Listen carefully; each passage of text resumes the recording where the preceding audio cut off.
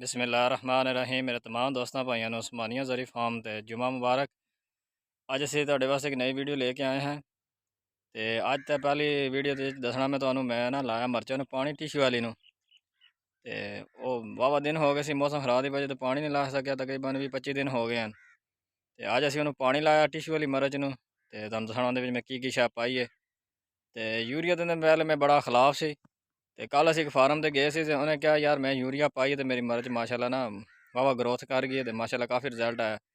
मैं कहा मैं ही पा के वेख लवां यूरिया का रिजल्ट आंदा या नहीं आंदा शापर दे विच। ते अद्धी बोरी मैं तुहाड़े नूं यूरिया पाई है, नाल ही क्या पैकेट मैं पा दिता वा जी लॉजिक दा। असीं वेख सकना वा ये हुमक एसिड हुंदा वा पैकेट दी देख जी, ये हुमक एसिड हैगा ते नाले ग्रोथ रेगुलेटर भी हैगा। ते माशाल्लाह इहदा एक्सीलेंट रिजल्ट खीरे ते आया वा। नाल मैंने ना 1744 पाई है, नाइट्रिक पोटाश हुंदी है दूई 1744 फास्फोरिक खाद जल्दी लगन वाली हुंदी है। ते आ मेरे पिछे तुसीं देख रहे होने ते मेरा शहजादा खड़ा 375। ये नाल मैं भिंडी की जमीन तैयार करनी है, आ रूटर मारन लगा हुण। तो जदों भिंडी का सारा बीन लगाया ना तुहानू मैं दसांगा बीन किहड़ा असीं लाना वा ते किन्ने इंच ते लाना वा।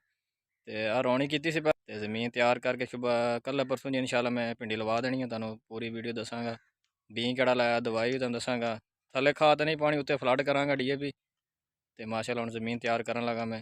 तमाम मेरे दोस्तों भाइयों के गुजारिश है कि साड़ी वीडियो लाइक और शेयर ज़रूर करें, ताकि हम आपको अच्छी से अच्छी वीडियो दे सकें।